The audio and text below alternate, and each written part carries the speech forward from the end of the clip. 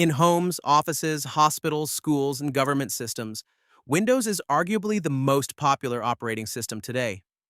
Within the next upgrade cycle, Microsoft is preparing to launch what is widely expected to be called Windows 12, built around deep artificial intelligence integration.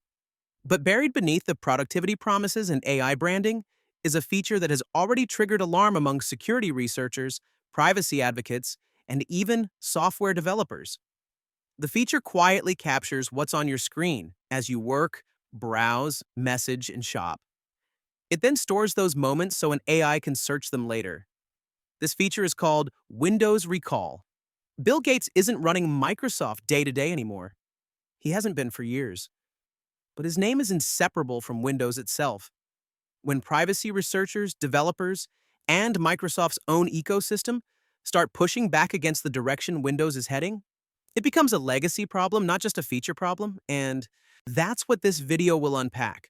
What Recall actually does, what independent experts discovered when they tested it, why regulators and developers are reacting, what this means for real people, and what you can do right now before Windows 12 arrives to protect your data. From Microsoft's perspective, the story is about productivity and intelligence. The company describes the next generation of Windows as AI first, designed to help users find information faster, resume work more easily, and reduce friction across everyday tasks. In preview materials and technical documentation, Microsoft presents Recall as a personal assistant that understands context, allowing you to search your own activity history the way you search the web. If you forgot which website you read last Tuesday, Recall can help. If you closed a document without saving, Recall can surface it. If you vaguely remember seeing an image or message but don't remember where, Recall promises to bridge that gap. Technically, Recall works by taking periodic screenshots of your active screen. Those images are analyzed locally by AI models that index text and visual elements, creating a searchable timeline of your activity. Microsoft emphasizes that these snapshots are stored on your device, not uploaded to the cloud, and that users must opt in before snapshot saving begins. The company also says Recall is protected by encryption and tied to Windows Hello authentication, meaning only the signed-in user should be able to access the data. Filters are supposed to prevent the capture of sensitive information like passwords or private numbers. Users can pause recording, exclude specific apps or websites, and delete snapshots whenever they choose. In Microsoft's framing, Recall is simply an evolution of search, a way to make your own data more useful without sending it elsewhere. The company argues that keeping everything local and encrypted respects privacy while unlocking powerful AI features. On paper, that sounds reasonable.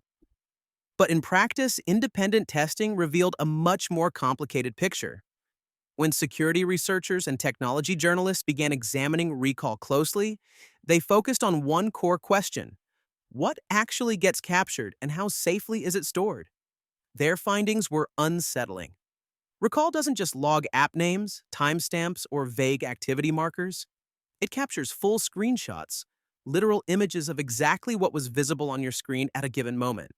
That includes web pages, private messages, emails, documents, financial dashboards, login forms, and anything else you briefly interacted with.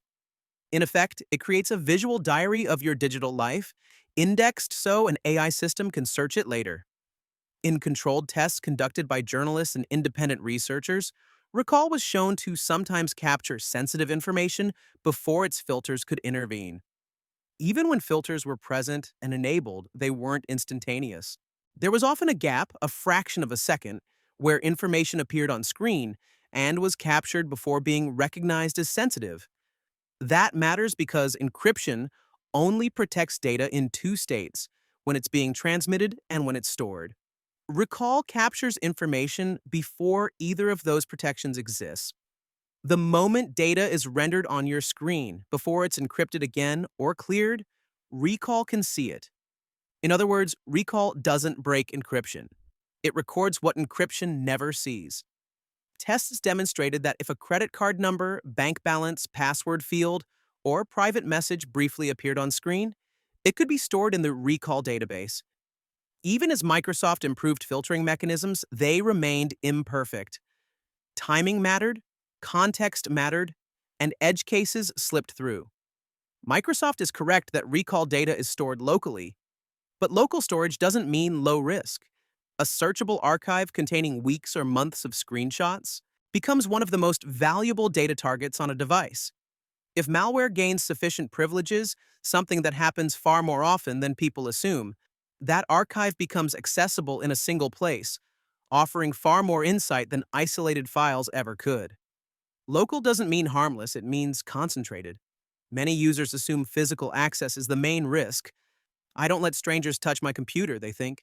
But modern threats rarely require someone sitting at your keyboard. Malicious software, compromised updates, or even poorly secured backup processes can expose local data stores without your knowledge. There's another assumption that often feels reassuring, but isn't. People think that because recall is optional, they're safe by default. But optional features have a way of becoming normalized over time. As AI tools are marketed more aggressively, prompts become more persuasive, defaults shift, and users enable things without fully understanding long-term consequences. And this is where recall moves beyond ordinary telemetry. Diagnostic data tells Microsoft how Windows performs. Recall builds a semantic history of your behavior, what you saw, when you saw it, and what you were doing at the time. That difference changes the risk profile entirely. As these findings became public, privacy experts and regulators began paying closer attention. In jurisdictions governed by strong data protection laws like the European Union's GDPR, systems that capture detailed behavioral data raise immediate questions. Data minimization is a core principle of modern privacy law. So is informed consent. Regulators increasingly examine whether a system collects more data than is strictly necessary for its stated purpose, and whether users genuinely understand what they're agreeing to. A searchable archive of screen content, even if stored locally, challenges those principles. Screens can display health information, financial records, legal correspondence, and personal conversations. Capturing that context, even unintentionally, places operating systems in a new regulatory category. Privacy advocates have warned that features like recall blur the line between assistance and surveillance. Even without cloud uploads, the act of comprehensive recording itself creates risk, and developers have echoed those concerns in a tangible way. Some privacy-focused applications, including secure messaging tools, have taken steps to actively block recall from capturing their content. They're using system-level protections to prevent screenshots altogether. That's an extraordinary move and a clear signal that trust in OS-level restraint is eroding. When software designed to protect privacy has to defend itself against the operating system it runs on, something fundamental has shifted. To understand why this matters beyond theory, it helps to consider how recall could affect real people in realistic, everyday situations, not edge cases, not villains, just normal users whose screens briefly display sensitive parts of their lives. Imagine a domestic abuse survivor using a laptop to communicate with a support organization, search for housing, or review legal options. These are often quick, cautious actions. A message sent, a web page opened, a form partially filled out. Even brief moments on screen could include an address, a contact name, a meeting time, or a legal reference. If recall is active, those moments may be captured and stored automatically. And if someone later gains access to that device, even temporarily, they wouldn't need passwords, email access, or cloud logins. The visual history would already exist, quietly preserved. Now consider a journalist working with confidential sources. Encryption protects messages when they're sent and stored, but before a message is encrypted, it appears on screen. Draft emails, chat windows, document outlines, and source identifiers often exist briefly in plain view. A Mirror system that periodically captures screenshots could store fragments of those conversations without anyone intending it. Over time, that record could reveal patterns, contacts, and context that journalists are legally and ethically required to protect. Think about a healthcare professional reviewing patient records, lab results, or appointment notes. Medical privacy relies on strict access control and regulatory compliance. Yet recall doesn't inherently know which data is protected health information and which isn't. If filters fail or lag, even briefly sensitive patient data could be captured and retained in a personal archive that wasn't designed with medical compliance in mind. Then there's something far more ordinary and far more common: a shared family laptop. A parent logs into online banking to pay bills. A teenager checks school grades or college applications. Someone searches for medical supplies, mental health resources, or financial assistance. None of these actions feels especially sensitive on its own. But stitched together across days or weeks of screenshots, they form a detailed map of a household's finances, health concerns, routines, and vulnerabilities, all stored in one searchable place.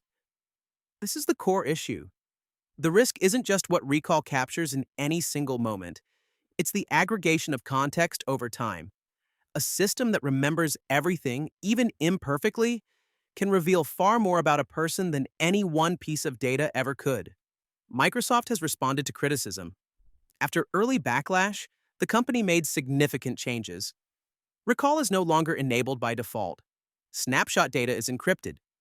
Access requires Windows Hello authentication. Users can pause recording, filter apps, and delete history. These are meaningful improvements. They show Microsoft listening, but they don't resolve the deeper issue. Independent testing shows filters still fail in edge cases. Encryption protects against casual access, not determined compromise, and there's still no universal system-level mechanism that lets all applications opt out cleanly. More importantly, the operating system itself is being redesigned around remembering everything and then asking users to manage the consequences. That's a reversal of how privacy traditionally works. Instead of collecting less by default, the system collects more and relies on controls to limit harm. That approach places a heavy burden on users, many of whom don't have the time or expertise to continuously audit their settings. So, what can you actually do? First, check whether recall or similar snapshot features are enabled. Go to Settings at Schwarzschild, Privacy and Security. Recall and Snapshots. Make sure snapshot saving is turned off. If it's on, disable it, and delete existing snapshots. Next, review diagnostic data collection. In Settings, it has Privacy and Security, Diagnostics and Feedback. Set data collection to the minimum required level and disable optional diagnostics. Then, audit app permissions. In Privacy and Security, app permissions review camera, microphone, location, and clipboard access. Remove permissions from apps you don't trust or no longer use. If you use secure communication tools, enable their screen protection features. Some apps now actively block OS-level screenshot systems. One step many people overlook involves backups and device transfers. If you regularly back up full system images, restore from older snapshots, or sell a PC without performing a complete reset, recall data can persist in ways users don't expect. Snapshot histories may be carried over into backups, restored onto new hardware, or left behind on a device that changes hands. Before restoring a backup or transferring ownership, it's critical to confirm that recall is disabled and any stored snapshot history has been fully deleted. Otherwise, you may be restoring far more than settings and files. None of these steps will eliminate risk entirely, but they do something important. They shift control back toward you. They reduce how much of your digital life is quietly recorded, stored, and indexed without your ongoing awareness. And that's the larger issue here. Your operating system is no longer just a neutral platform that runs applications. It's becoming an active participant in how your behavior is observed, interpreted, and remembered. That represents a fundamental change in the relationship between people and the software they rely on every day. When an operating system remembers everything, privacy stops being a simple setting you toggle once. It becomes a constant negotiation, one that most users never realize they were entering. So you have two clear options. You can take action now by reviewing and tightening your privacy settings, limiting what your system is allowed to record. Or you can share this video with someone who uses Windows, giving them the chance to make that decision for themselves. Tell us in the comments which option you chose. And if you want more investigations into how modern technology quietly reshapes power, control, and consent, subscribe for what's coming next. Your device should serve you. It should not document your life unless you explicitly ask it to.